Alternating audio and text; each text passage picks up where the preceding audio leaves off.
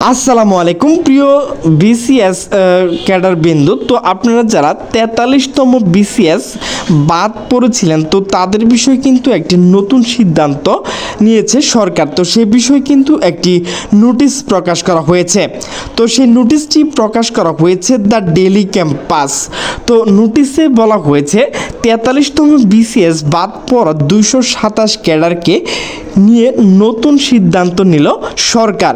তো সেই বিষয়ে কিন্তু 2 জানুয়ারি মূলত আজ 2025 5:33 নোটিশটি প্রকাশ করা হয়েছে। তো নোটিশে বলা হয়েছে গোয়েন্দা সংস্থা প্রতিবেদন বিবেচনায় 227 জনকে 43তম বিসিএসের গেজেট থেকে বাদ দেওয়া হয়েছিল। বাদ পড়া এইসব ক্যাডারকে নিয়ে নতুন সিদ্ধান্ত নিল সরকার। আজ বৃহস্পতিবার 2 জানুয়ারি বিকেল জনপ্রশাসন মন্ত্রণালয় থেকে এক বিজ্ঞপ্তিতে এই তথ্য জানানো হয়।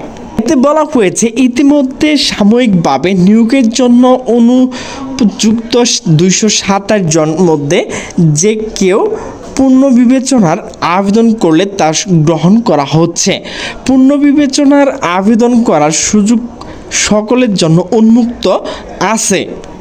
জনপ্রশাসন মন্ত্রণালয় বলেছে 43তম বিসিএস থেকে সরকারি কর্ম কমিশনের পিএসসি সুপারিশকৃত 2163 জন প্রার্থীর মধ্য থেকে স্বাস্থ্য পরীক্ষা অনুপস্থিত ছিল 40 জন। পাশাপাশি গোয়েন্দা সংস্থা প্রতিবেদন বিবেচনা সাময়িকভাবে অনুপযুক্ত 227 জন সহ মোট 266 জন বাদ দিয়ে 30 ডিসেম্বর প্রজ্ঞাপন জারি করা হয়।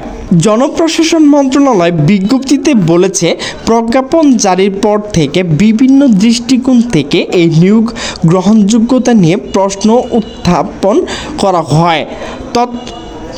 পরিপ্রেক্ষিতে সকল সমালোচনা ক্লিন ইমেজের প্রার্থী নির্ধারণ এবং সরকারি নিয়োগ প্রক্রিয়া আস্থা ও বিশ্বাস পুনঃপ্রতিষ্ঠিত করার নিমিত্তে 43তম বিসিএস এর সুপারিশকৃত 2163 জন প্রার্থী বিষয়ে রাষ্ট্রীয় গোয়েন্দা সংস্থা এনএসআই এবং ডিজিএফআই এর মাধ্যমে প্রাক চরিত্র পুনরায় অধিকতর যাচাই বাছাই সিদ্ধান্ত গৃহীত হয়।